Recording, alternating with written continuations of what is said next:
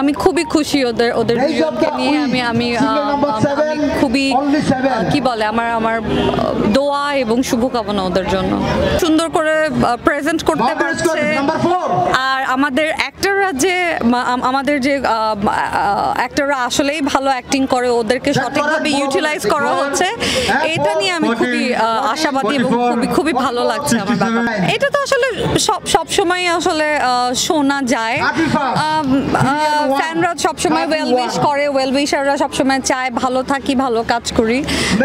এখানে নতুন করে কোনো কিছু ইয়ে করার নাই আর কি